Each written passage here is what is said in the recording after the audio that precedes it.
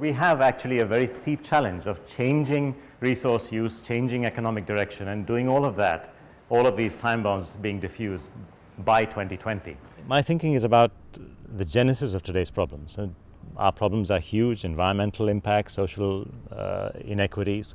A lot of them are to do with excessive demand, or to do with too cheap supply, to do with resource scarcities that are coming up all around the world, including natural resources especially, and to do with this thing called corporate externalities, basically the third-party costs of doing business as usual.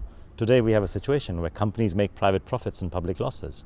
Private profits we know a lot about, they publish them, but hardly any company publishes how much is the cost of its carbon emissions, how much is the cost of its freshwater use, how much is the social costs of its waste on health and pollution on health and so on.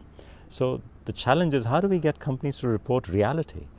The reality is that companies have positive and negative impacts on society, and unfortunately all they report is the shareholder impact of their operations. They don't report the stakeholder impacts.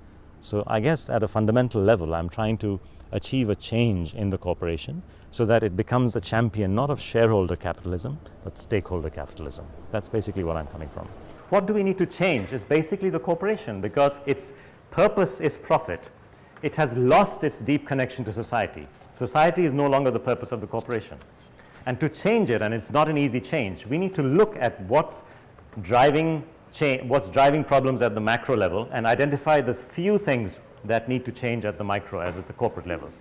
I think a lot of what we do today will have a huge impact simply because we are at a critical point in our collective destinies. We know that the power of the corporation is huge. It is 3/4 of the economy and jobs.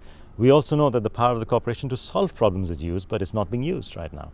So we need to figure out ways in which to make today's corporation create tomorrow's economy. Tomorrow's economy is a green economy, but nobody actually works enough on how do we get there. And the way to get there is to change the agent of the economy. That is the corporation.